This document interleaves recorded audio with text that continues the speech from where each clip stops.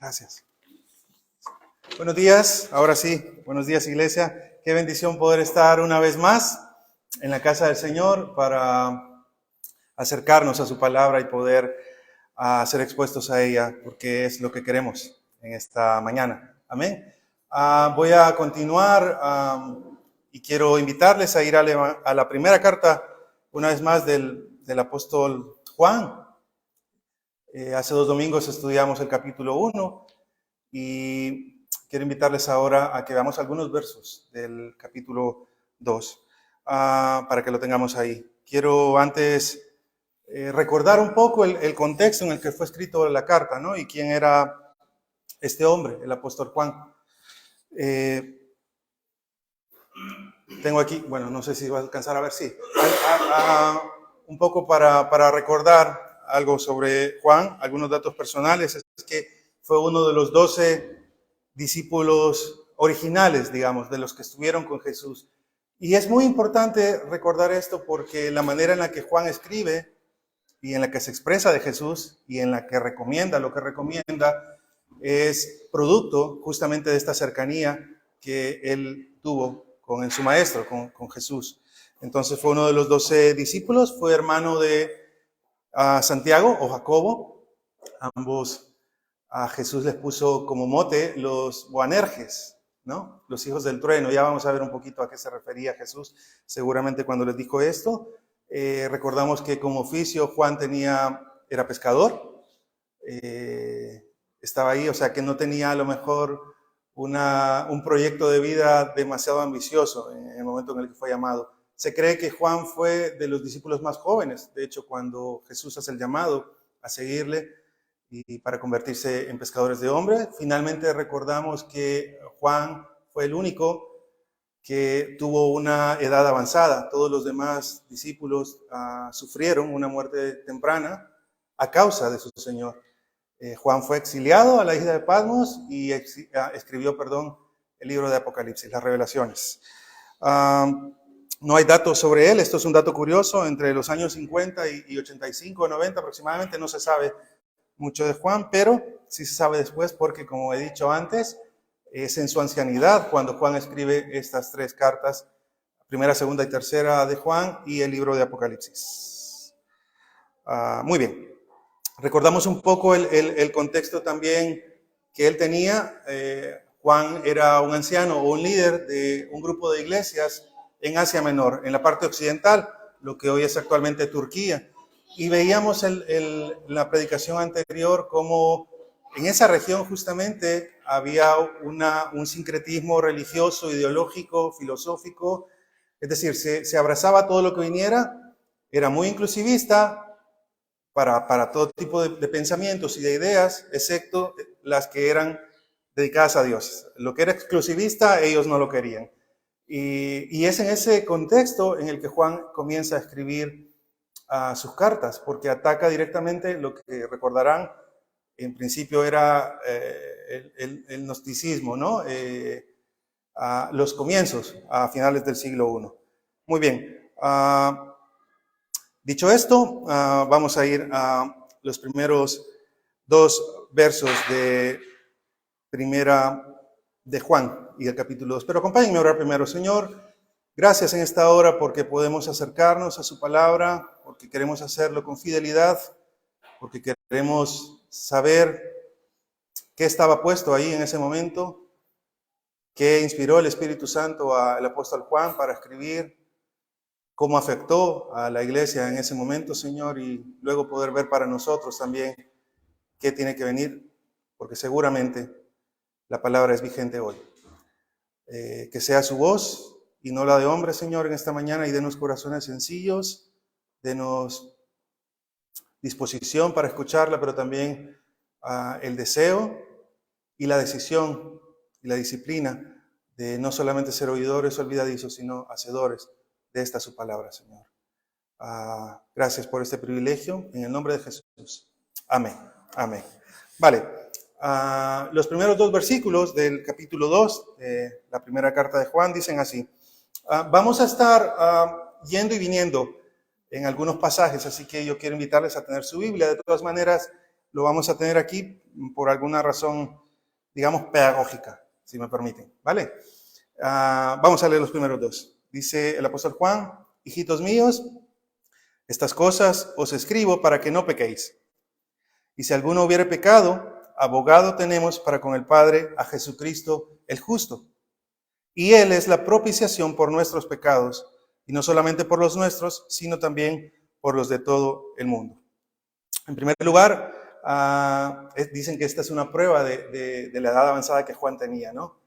He dicho antes que Juan y su hermano recibieron de Jesús el mote de Boanerges, que significa hijos del trueno. Algunos estudiosos creen que se refería a su carácter efervescente, ¿no? Eran tipos que reaccionaban rápido, es decir, no eran de pensar primero y hablar, sino al contrario, eran de actuar y luego pensar, y a lo mejor ese carácter les metió en alguna dificultad seguramente en su juventud.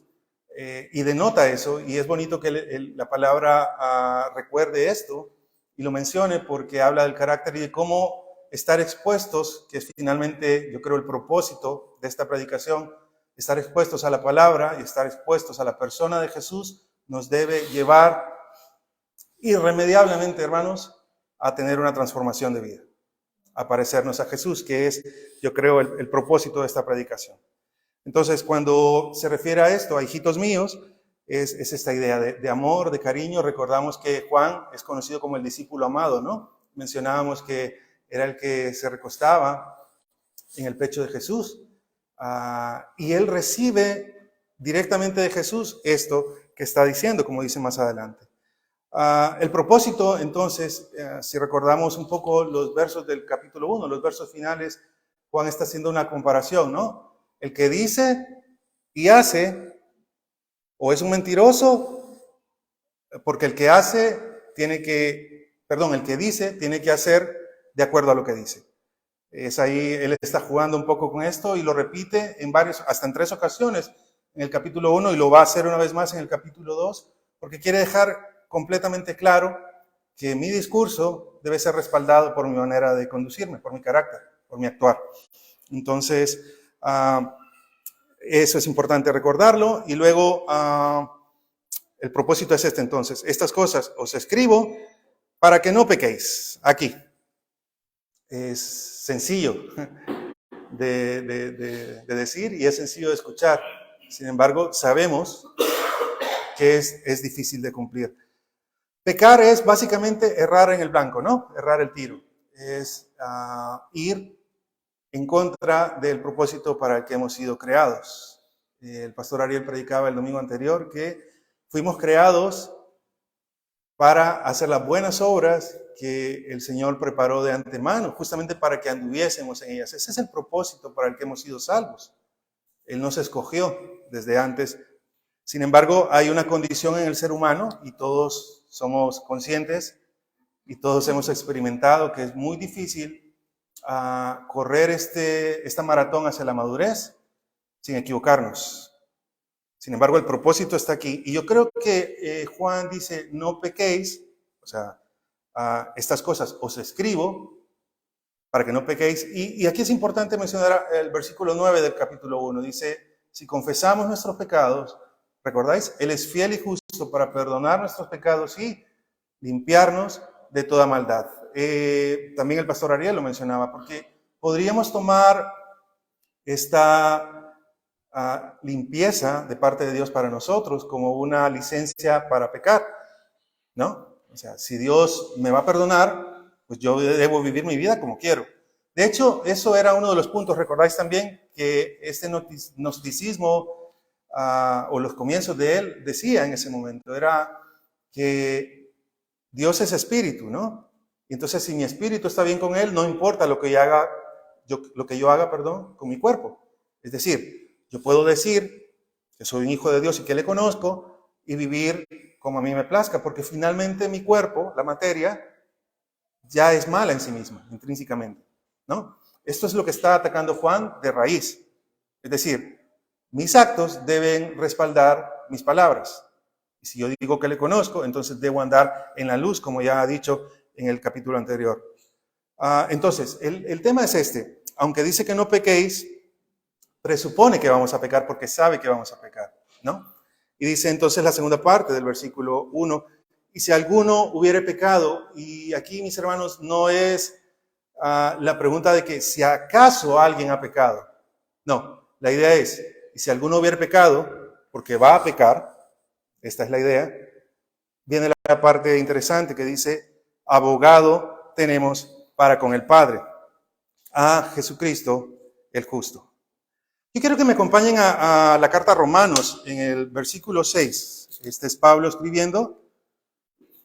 Romanos capítulo 6 y versos 12 al 14.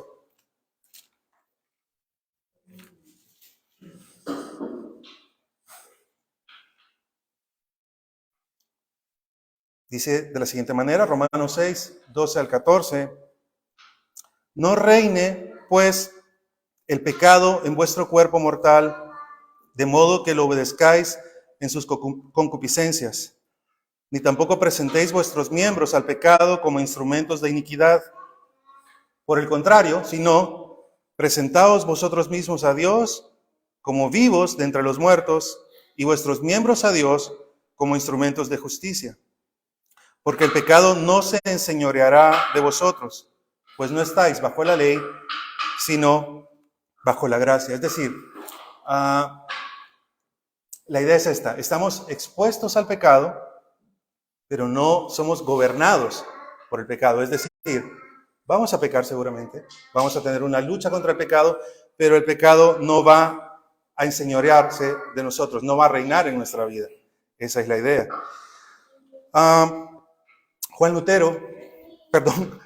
Martín Lutero escribió esta frase, o la mencionó, dijo, no puedes evitar que los pájaros vuelen sobre tu cabeza, pero sí puedes evitar que hagan nido en ella. Me pareció muy interesante. La idea sería esto, mis hermanos. No podemos evitar tener pensamientos impuros o pensamientos negativos, pero sí podemos evitar, está en nosotros, porque Dios ha provisto las herramientas para hacerlo, evitar que este pensamiento negativo me lleve a una situación pecaminosa. ¿Se entiende? ¿Sí? Muy bien. Entonces, ¿qué quiere decir? Que nosotros somos quienes permitimos o no que los pensamientos o las tentaciones o las pruebas de parte del enemigo, en este caso, nos lleven a una condición de pecado. Y hablando de la idea de pensar, si me acompañan también a algo que escribió el apóstol Pablo en Filipenses, en su carta a Filipenses, capítulo 4.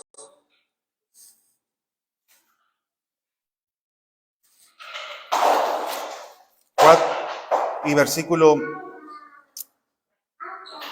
8 y 9. Filipenses 4, versos 8 y 9. Dice, por lo demás, hermanos, todo lo que es verdadero, todo lo honesto, todo lo justo, todo lo puro, todo lo amable, todo lo que es de buen nombre, si hay virtud alguna, si algo digno de alabanza en esto, pensad lo que aprendisteis y recibisteis y oísteis y visteis de mí, esto hacer. Y el Dios de paz estará con vosotros. De la misma manera que en este caso Pablo está escribiendo esto, y habla de la experimentación que él tuvo como apóstol de Jesús. Y recordamos en Corintios que se le criticaba por afirmar que él no era uno de los apóstoles, él no había estado con Jesús, ¿recordáis? Sin embargo, sí que tuvo un encuentro personal con Cristo en el camino a Emaús. El tema es este, él dice, lo que yo he experimentado, como yo lo he experimentado, entonces les invito a que lo hagan, que me imiten.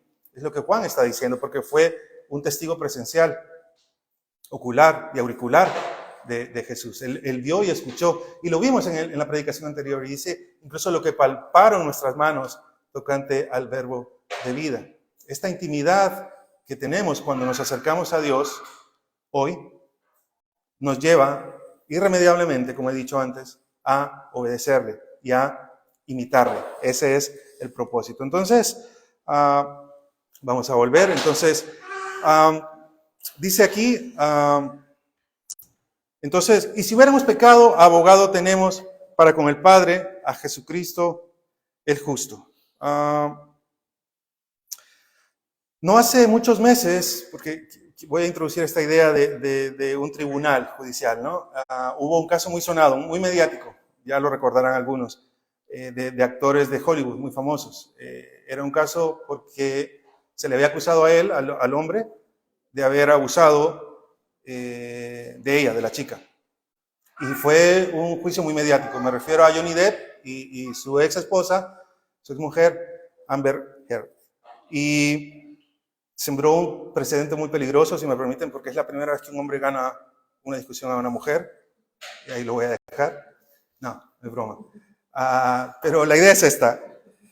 Hay un tribunal. ¿Sabéis que hay un tribunal? Porque la doctrina de la justificación por la fe implica, y es muy serio esto, es muy importante, implica que efectivamente el hombre es pecador y merece la muerte, sencillamente. Yo quiero invitarles a acompañarme a algunos versos para ver esto. Por ejemplo, Génesis 18, 23 al 26, y vamos a ir viendo los miembros de este tribunal rápidamente. Génesis 18, versos 23 al 26.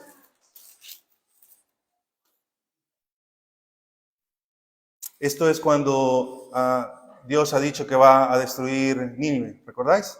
Está Abraham ahí y dice, y se acercó a Abraham y dijo, es decir, hablándole a Dios, ¿destruirás también al justo con el impío? Quizá haya 50 justos dentro de la ciudad. ¿Destruirás también y no perdonarás el lugar por amor a los 50 justos que estén dentro de él? Verso 25, lejos de ti el hacer tal, que hagas morir al justo con el impío y que sea el justo tratado como el impío. Nunca tal hagas. El juez de toda la tierra no ha de hacer lo que es justo. Está entonces Abraham reconociendo a Dios, el Padre, en este caso, como el juez. Y esta es la idea aquí. Vamos a tratar de poner un poco gráficamente. Aquí sería Dios el Padre, ¿no? Está en el tribunal, Él es el juez, porque Dios finalmente es el autor, es el intérprete y es el aplicador de la ley. Es decir, Él dijo lo que se debía hacer y si no se hace, pues entonces hay una consecuencia por ello. Hay también un acusador. Ya todos sabemos que tenemos un enemigo y yo lo he puesto aquí. Perdonarán esta imagen que a lo mejor no es la más adecuada, pero bueno. En Zacarías 3, versículos 1 al 3, si me acompañáis también, vamos a ver un poco el trabajo de este acusador. Zacarías, capítulo 3. Zacarías no lo buscamos mucho, ¿verdad? 1 al 3 dice, esa es una visión. Me mostró al sumo sacerdote Josué, el cual estaba delante del ángel de Jehová, y Satanás estaba a su mano derecha para acusarle. ¿Para qué? Para acusarle. Y dijo Jehová a Satanás, Jehová te reprenda, oh Satanás, Jehová que ha escogido a Jerusalén te reprenda. ¿No es este un tizón arrebatado del incendio? Hablando de Josué, el profeta. Y Josué estaba vestido de vestiduras viles y estaba delante del ángel. Es decir, lo que está haciendo aquí es un poco la idea de cuando se presenta el enemigo delante de Dios para hablar de Job. ¿Recuerdan esa historia también? Es un poco lo mismo. El trabajo del diablo es porque, aunque el diablo no conoce nuestros pensamientos, sí que conoce nuestro proceder pasado, me refiero, nuestros antecedentes. Y entonces el diablo sabe de qué pierna cojeamos, por decirlo de alguna manera, ¿no? Y entonces por ahí es donde siempre está, ese es su trabajo, está metiendo caña, porque lo que él quiere hacer es hacernos caer, finalmente, que desobedezcamos la ley de Dios. Y entonces el diablo es un acusador, el enemigo está allí, siempre delante de Dios, tratando de culparnos. Y ya voy a mencionar algo importante con esto. Luego, si me acompañan a Romanos 3, 9 y 10. Romanos 3, 9 y 10.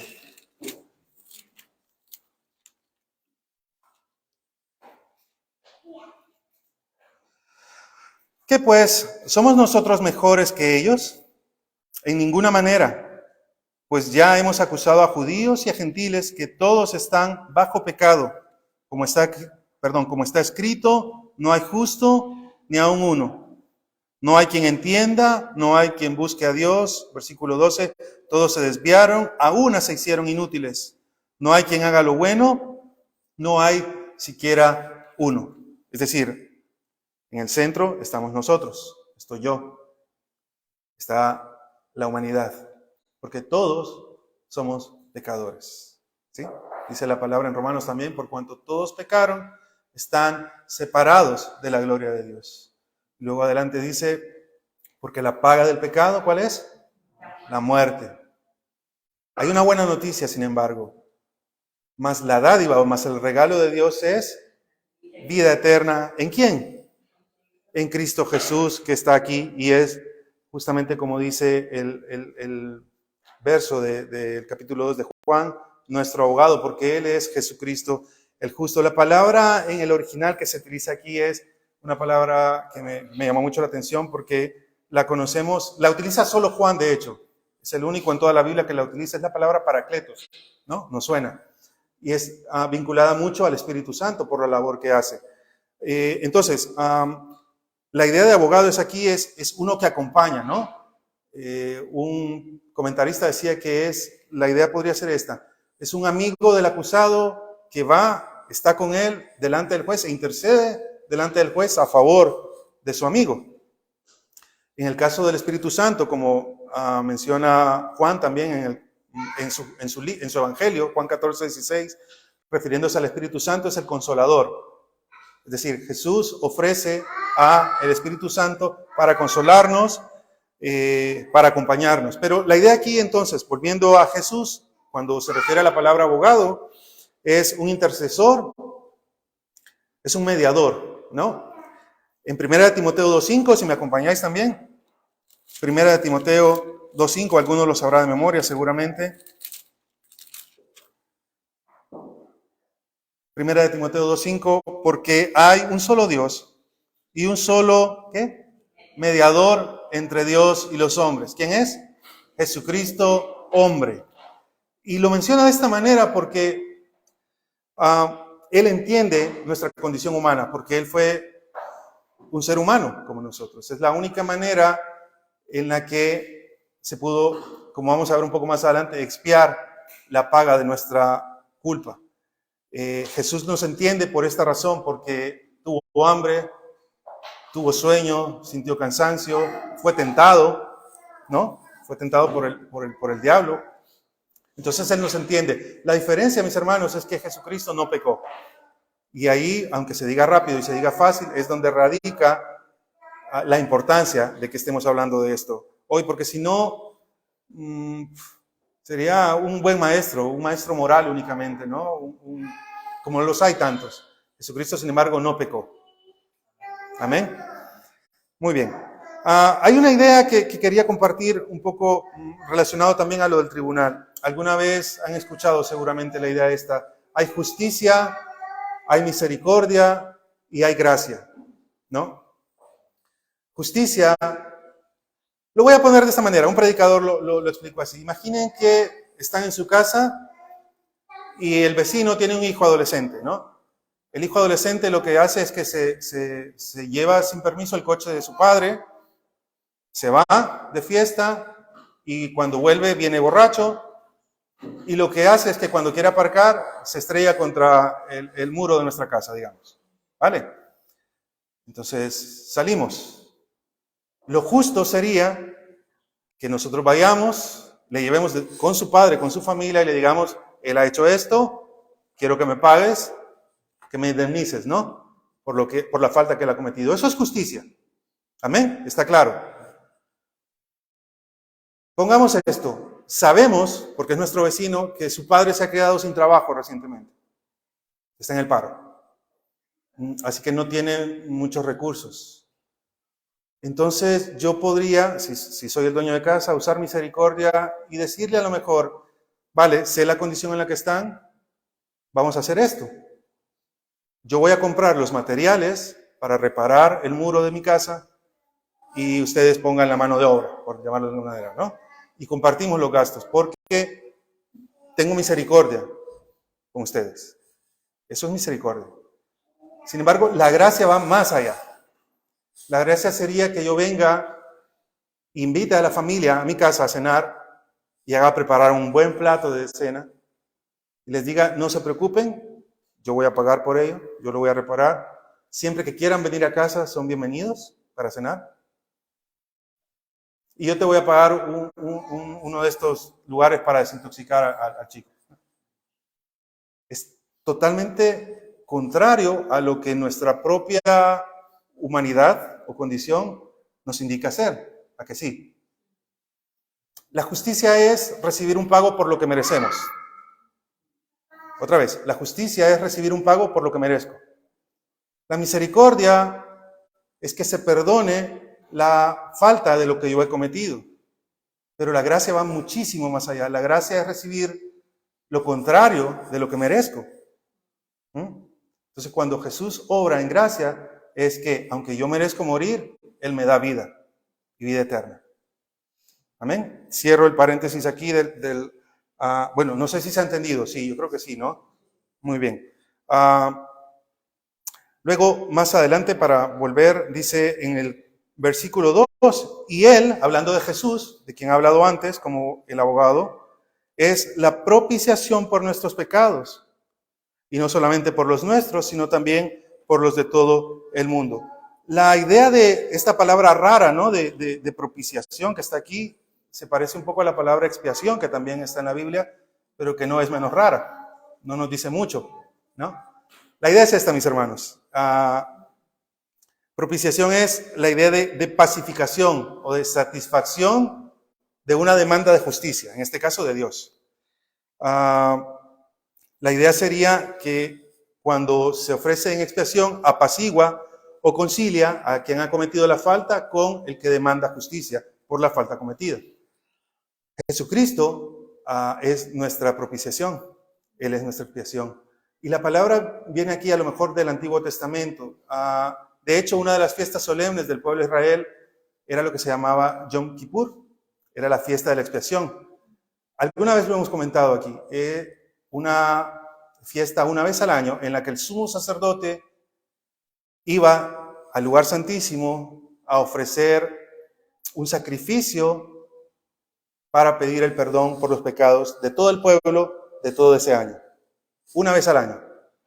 La cosa era tan seria, mis hermanos, que el sumo sacerdote, siendo que era un hombre dedicado a esta labor, llevaba en su cintura, todos lo sabemos seguramente, una especie de cinto con campanitas, porque si él iba andando, las campanitas sonaban.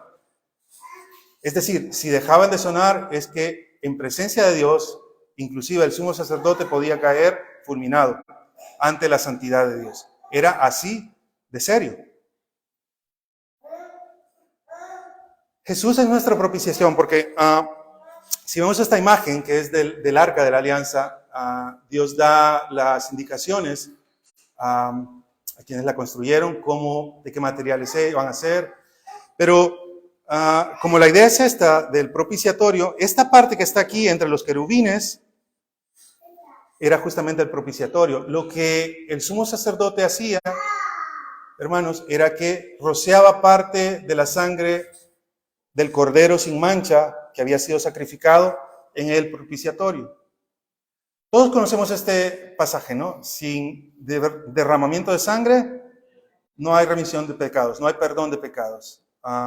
Dios exige un sacrificio para perdonar. Creo que el pastor Ariel mencionaba la otra vez que este hecho cubría solamente las faltas del pueblo. Dios perdonaba, efectivamente, pero al siguiente año había que volver a repetir. ¿Vale? Entonces, la sangre rociada quedaba en el propiciatorio entre la presencia de Dios, que estaba ahí en forma de nube, y las tablas de la ley que estaban dentro del arca, porque nosotros rompimos la ley, la quebrantamos, ¿no? Entonces era un símbolo.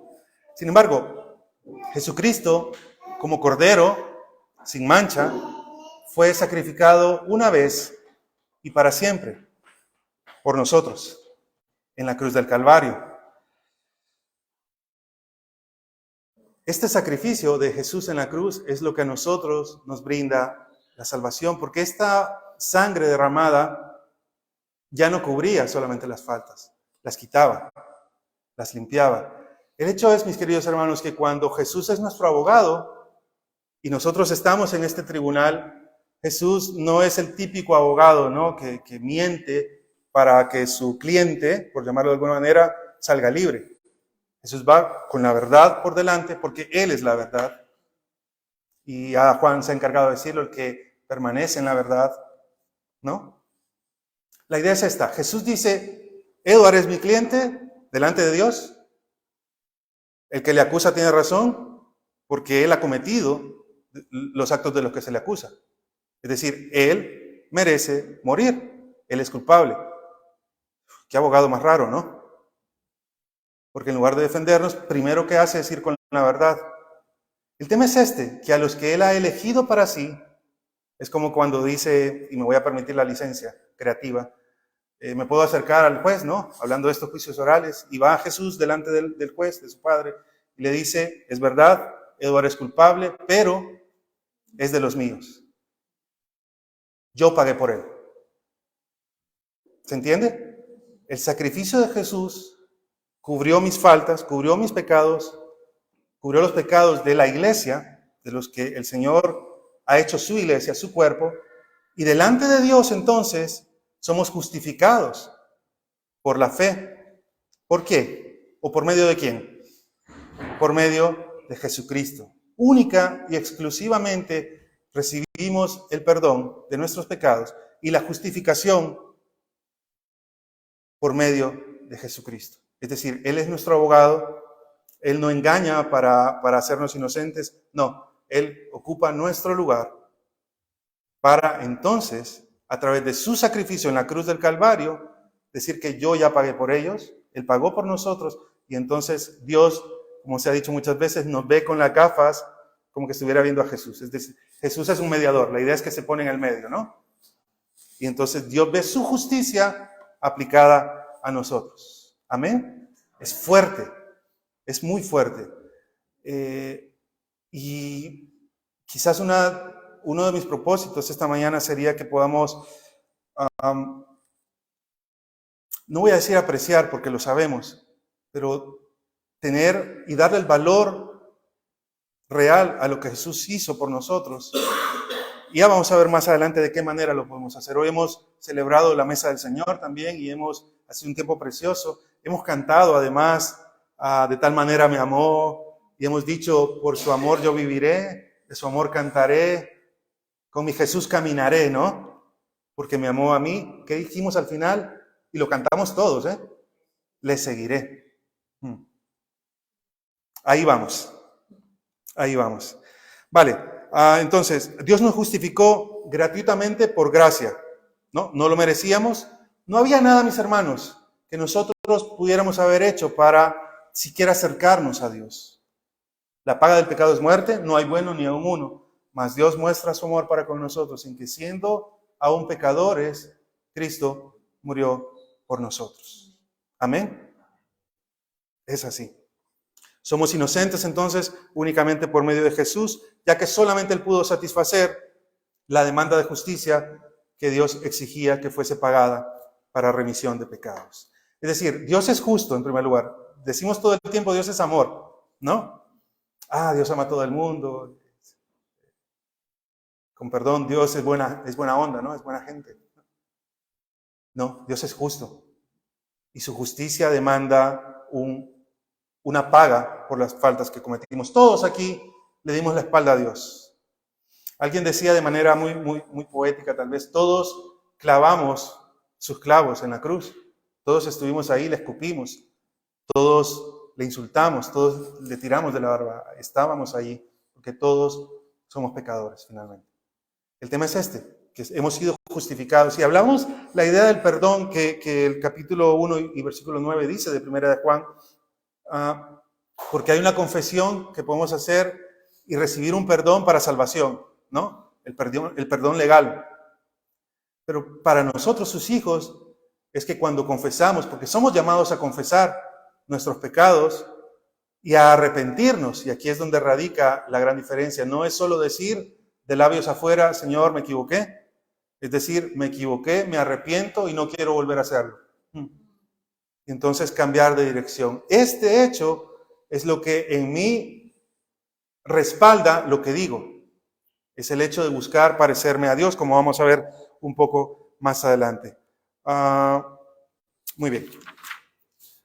Entonces, Dios es fiel y justo para perdonar nuestros pecados y limpiarnos de toda maldad. Tenía este pensamiento aquí: Jesús acepta como clientes solo a quienes como clientes, ¿no? Solo a quienes confiesan su culpa y su desesperada necesidad de recibirlo como Salvador, pero también como Señor. Esta es la idea. No podemos, y ya lo hablábamos la vez anterior, no podemos decir y no hacer. Y perdón que me repita tanto, pero es que es la manera de él de decirlo también, y yo creo que es la manera de decirlo desde aquí también. No podemos decir algo y actuar no en consecuencia de lo que decimos, ¿vale? Tenemos que ser consecuentes con lo que decimos. Muy bien. Gracias al Señor por la cruz. Amén. Gloria a Dios. Versículo 3. Y en esto sabemos que nosotros le conocemos. ¿Cómo? Si guardamos sus mandamientos. Vamos a leer hasta el 5. El que dice, yo le conozco y no guarda sus mandamientos, el tal es mentiroso y la verdad no está en él.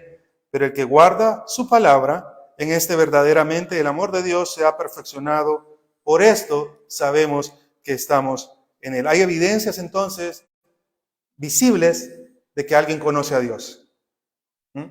No podemos juzgar a nadie, no somos llamados a ello en el sentido de decir, este se va a ir al cielo y este no, porque Dios únicamente es el que sabe. Sin embargo, sí que podemos ver evidencias en el estilo de vida de alguien que dice amar a Dios y sus acciones le respaldan. ¿Vale?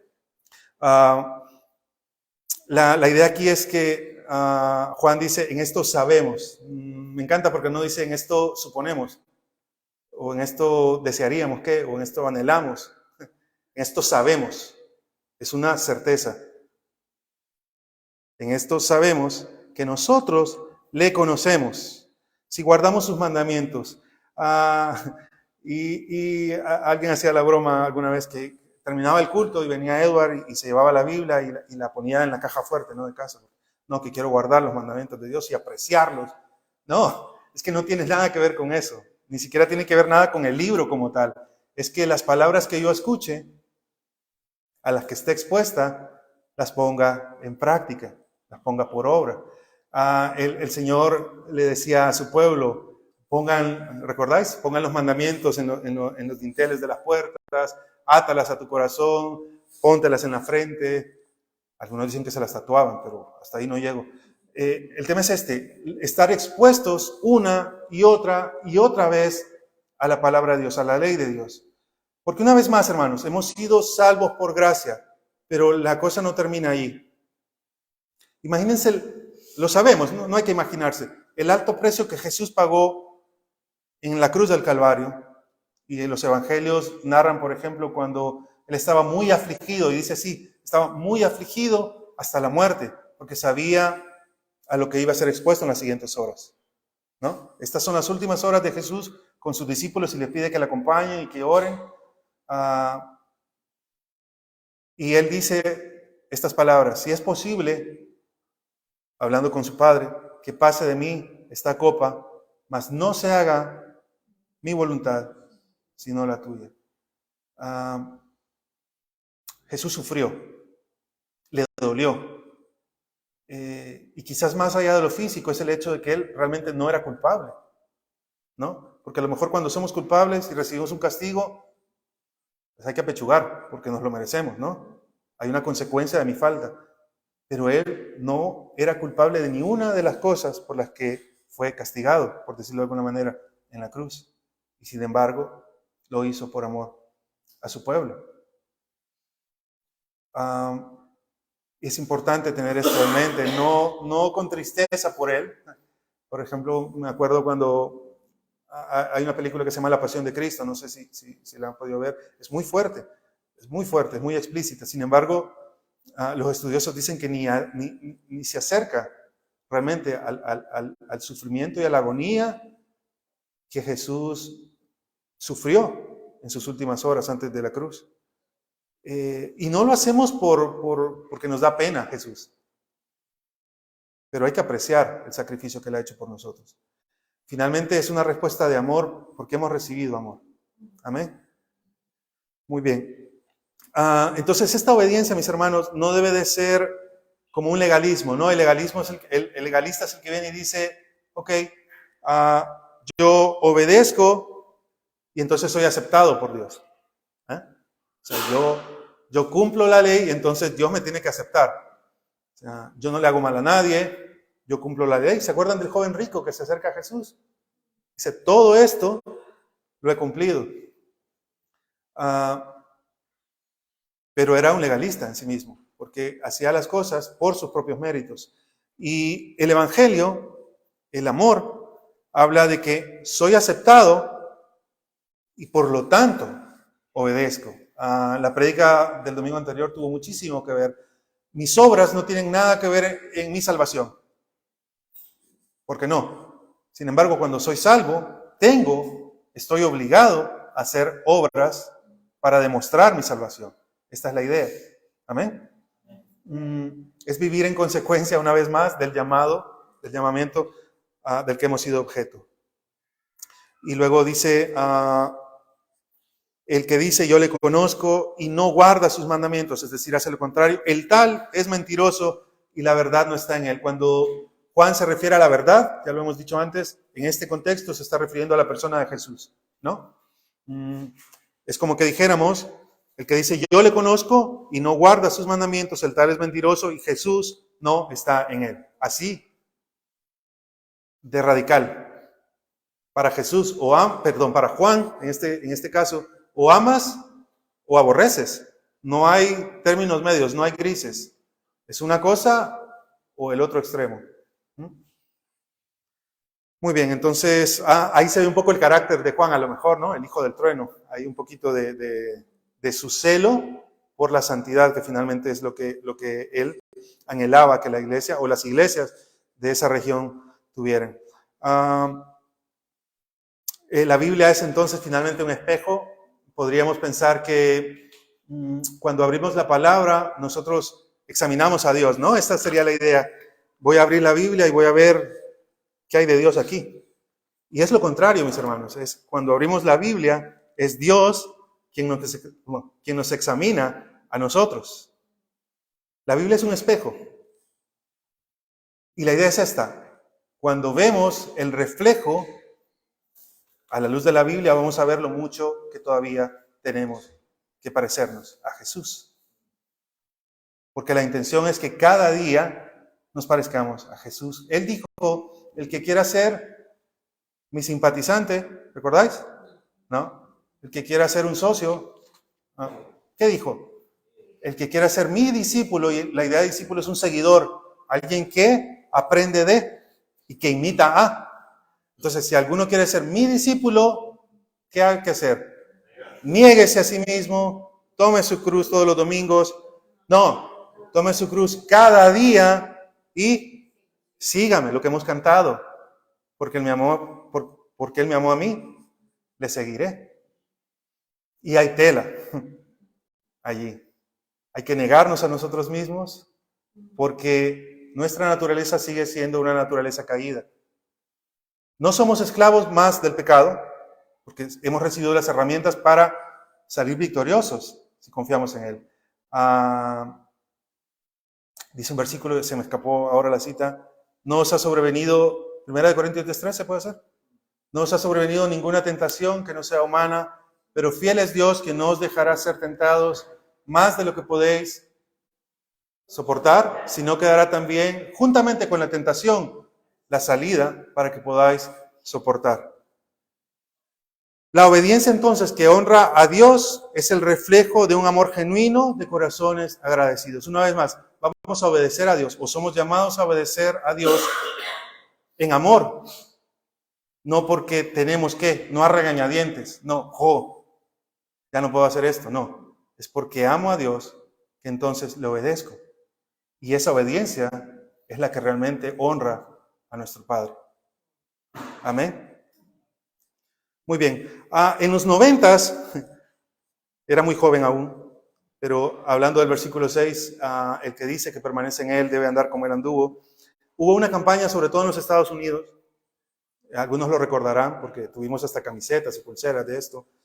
Era esta idea. Hoy tengo una corbata que me la he puesto a propósito porque justamente es esto. Tiene 25 años a lo mejor esta corbata. Esta idea de, en inglés, what will Jesus do? O ¿qué haría Jesús? ¿No? Y la idea fue muy buena. Es decir, lo comentábamos justamente el viernes en la reunión de Koinonía. Cuando tengas una duda sobre si debes hacer algo o no, pregúntate, ¿qué haría Jesús en mi lugar? ¿No? Es una manera práctica, bastante práctica, creo yo, sobre todo para los jóvenes, de poder decidir correctamente o de poder hacer correctamente. Sin embargo, la campaña, mis hermanos, se murió. Fue muy famosa, inclusive en muchos países de América Latina. Ya les digo que se hicieron campamentos, se hicieron conferencias sobre el tema. Pero era una herramienta. Sin embargo, el principio en sí mismo es que yo debo obedecer a Dios porque le amo. No porque temo lo que Él pueda hacer si le desobedezco. Porque va a hacer algo si le desobedezco. Si permanezco en pecado, Dios va a tomar medidas correctivas. Él dice que a todo el que toma por hijo, le disciplina, le corrige. Y Dios es paciente. Amén. Y si pecamos, Él nos perdona, ya lo hemos visto. El tema delicado es si persistimos en el pecado y si hacemos de este pecado un estilo de vida. Porque justamente cuando la palabra andar o permanecer es un estilo de vida habitual. Es decir, andar en Dios o andar en la luz o andar en la verdad es que yo haga de Jesús y de su palabra mi estilo de vida habitual. Pero si yo caigo una y otra y no me arrepiento y como decía el pastor Julio alguna vez, si el pecado no me duele, si el pecado no me lastima, es porque hay algo malo y es una luz roja ahí. Porque somos llamados a arrepentirnos. Juan el Bautista hacía de eso su predicación. Arrepentíos y convertíos porque el reino de los cielos se ha acercado, hablando de Jesús. Y ya se dijo también unos domingos atrás, inclusive Juan escribiendo a las iglesias en Apocalipsis, hay 5 de las 7 iglesias a los que, siendo iglesias, el llamado es arrepiéntete. Una vez más, hay una condición en el ser humano a hacer o a desobedecer a Dios, a hacer lo incorrecto delante de Dios. Hay un pasaje en Hechos, y quiero que me acompañen por favor a Hechos capítulo 4 y versículo 13. Hechos 4:13. Están Pedro y Juan, que es el autor de la carta, delante del concilio. Hechos 4:13 dice, ellos están hablándoles de Jesús al consejo, ¿no? Y dicen, a partir del 12, y en ningún otro hay salvación porque no hay otro nombre bajo el cielo dado a los hombres en que podamos ser salvos. Entonces, los líderes religiosos, viendo el denuedo de Pedro y de Juan, y sabiendo que eran hombres sin letras, pescadores, y del vulgo, se maravillaban. Y esta parte es importante. Y les reconocían que habían estado con Jesús. Por la manera en que hablaban y por la manera en que se conducían, se terminaban pareciendo a Jesús. Hay un estudio que dice que a lo largo de nuestra vida nos terminamos pareciendo a las 5 personas que más nos influyen, a las 5 personas más cercanas, ¿no? Por eso es que hay tantos rasgos de los hijos que pertenecen a sus padres, ¿no? O cuando nos casamos, terminamos irremediablemente adoptando cosas de nuestro cónyuge, para bien y para mal. Cuando pasamos tiempo en intimidad con Jesús, nos terminamos pareciendo a Él. Esta es la idea. Otra vez, no solo en lo que hablamos, sino en nuestro carácter, sino en cómo nos conducimos. Y yo creo que ahí podríamos hacer un autoexamen esta mañana.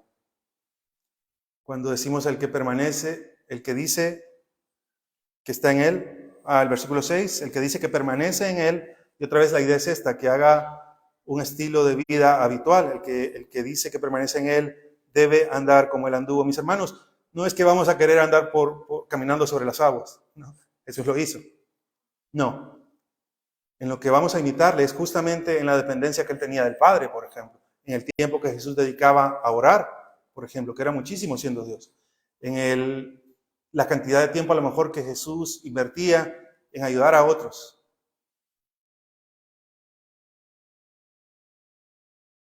Y hay muchísimo en lo que mejorar. La buena noticia es que Dios ha prometido que el que comenzó en nosotros su buena obra la va a perfeccionar hasta el día de Jesucristo. Cuando Jesús ora por nosotros, por sus discípulos y por la iglesia, en Juan 17 dice, santifícalos en tu verdad. Tu palabra es verdad. Vamos a ser santificados en la medida en que seamos expuestos a la palabra. No solamente como oidores, una vez más, y perdón que me repita tanto, es como hacedores de la misma. Es decir, que lo que yo escuche, a lo mejor ya lo he escuchado 100 veces antes, pero debo de procurar, debo esforzarme debo ser disciplinado en ponerlo en práctica. Otra evidencia que está más adelante, pero no la vamos a ver, es amar a nuestros hermanos. Una evidencia de que estamos en la verdad, en Jesús, es que amamos a nuestros hermanos. ¿Amén? Amén. Quiero llevarles, ya casi para terminar, a los versos 15, 16 y 17 del capítulo 2 también. Porque yo sé que es difícil decir no a las cosas que nos atraen. Y muchas veces, mis hermanos, nos tomamos licencias por la libertad que tenemos en Cristo, ¿no? Y porque Él es nuestro abogado y porque nos perdona. Y cada uno va a dar cuenta de sus acciones. Sin embargo, Juan escribe al final de este capítulo, no améis al mundo ni las cosas que están en el mundo. ¿Qué cosas hay en el mundo? Cada uno lo sabe. Si alguno ama al mundo, el amor del Padre no está en él. Porque todo lo que hay en el mundo, los deseos de la carne, los deseos de los ojos y la vanagloria de la vida, no proviene del Padre, sino del mundo. Y el mundo pasa y sus deseos. Pero el que hace la voluntad de Dios permanece para siempre. Una vez más, y esta sería la idea final, obedezcamos en amor al Señor. Nadie puede dar lo que no tiene, se ha dicho muchas veces también, pero es que hemos sido recipientes del amor de Dios en primer lugar. Él nos amó primero, por eso nosotros le amamos a Él. Él nos salvó, Él nos eligió, Él nos justificó, ahora está en un proceso de santificación, pero nosotros tenemos que ser disciplinados y poner esfuerzo en lo que merece la pena. Hay una frase que me gustó que decía, es muy fácil afirmar cosas sobre nuestro cristianismo, pero lo que realmente debemos hacer es traer nuestro cristianismo a la luz de la palabra y que Dios nos examine. Siempre a la luz de la palabra. Ahora está de moda esto del coaching, ¿no? Y hay muchas personas que van por ahí diciendo como el gnosticismo de los comienzos ahí. Lo que tú hagas en el espíritu es lo que va con Dios, pero lo que hagas con la carne, total, la carne se va a quedar ahí en la tierra. No. Juan ha dicho, los deseos de la carne, los deseos de los ojos y la vanagloria de la vida no provienen del Padre, sino del mundo. Y el mundo pasa y sus deseos, pero el que hace la voluntad de Dios permanece para siempre. La obediencia, entonces, es la respuesta que nosotros podemos y debemos dar a Dios por el amor que hemos recibido. Hay una canción que quiero invitar a Ezequiel y a Rebeca, porque querría terminar cantando esto. y se llama De gloria en gloria te veo. Y el coro es un coro precioso. Dice, quiero ser más como tú. Y recuerdan a Juan el Bautista, ¿no? Diciendo, es necesario que yo mengüe y que Él crezca. Es lo mismo para nosotros. Es necesario que cada área que sabemos que está en contra de la santidad vaya menguando cada vez y que Jesucristo crezca en nosotros y que la gente nos vea a nosotros y que vea un poquito de Cristo. De hecho, eso es la palabra cristianos, ¿no? Pequeños Cristos. Y se les puso el nombre justamente por la manera en que se conducían. Alguien decía alguna vez, es que no es necesario que hables, ¿no? Con tu ejemplo, a demostrar que sos diferente, que sos cristiano, pero no. Nuestro carácter en primer lugar, pero necesitamos compartir con otros lo que hemos recibido. Juan ha dicho, este es el mensaje, Dios es luz y no hay tinieblas en él. De esa misma manera nosotros somos llamados a ser luz. Y nuestra pequeña luz que alumbre en la oscuridad. Amén. No porque sea nuestra, porque lo que hemos recibido de Dios y así podemos honrarle a Él en obediencia. Amén. Amén.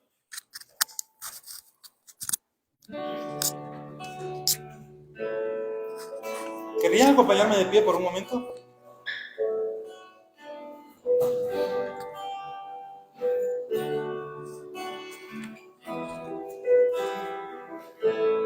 Cantamos. De gloria en gloria te veo, cuanto más te conozco, quiero saber más de ti. Mi Dios, cual buen alfarero, quebrántame, transfórmame, moldéame a tu imagen, Señor.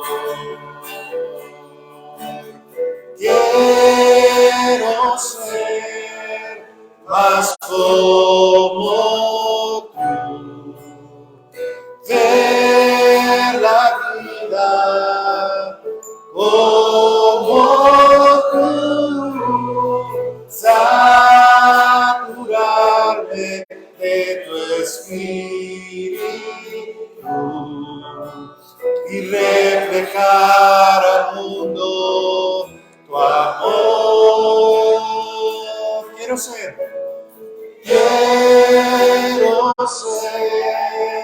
más como tú, ver la vida como tú, saturarme de tu espíritu y reflejar al mundo tu amor. Y reflejar al mundo. Y reflejar al mundo tu amor. La última vez.